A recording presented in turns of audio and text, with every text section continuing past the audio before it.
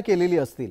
मराठ्यांना मराठा म्हणूनच आरक्षण मिळालं पाहिजे या आंदोलनाच्या साठी जी जी काही राज्यात आंदोलनं झाली त्यातल्या अनेक आंदोलनांमध्ये तुम्ही सहभागी झालेला होतात।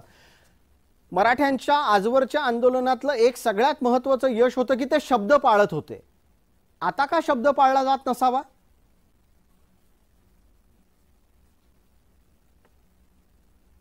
नक्कीच शब्द पाळला तर जातच नाहीये हे तर स्पष्ट दिसतंय।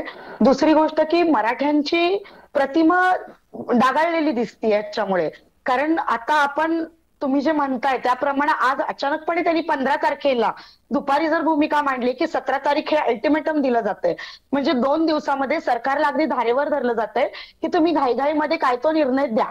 याचा अर्थ काय की ही सरकारला तारीख देण्यामागं फक्त एक निमित्त आहे, काही याच्या मागे नाहीये। आणि त्या निमित्तामागून मला एक अलर्ट करायचं आहे, म्हणजे समाजाला सुद्धा आणि मराठा समाजाला आणि इतर समाजाला सुद्धा आणि इव्हन गृह खात्याला पण आणि सरकारला पण, की नुसतं अलर्ट देणं किंवा अल्टिमेटम देणं, 2 दिवसाची तारीख देणं, याच्या मागे नक्की काही वेगळं षडयंत्र तर नाहीये।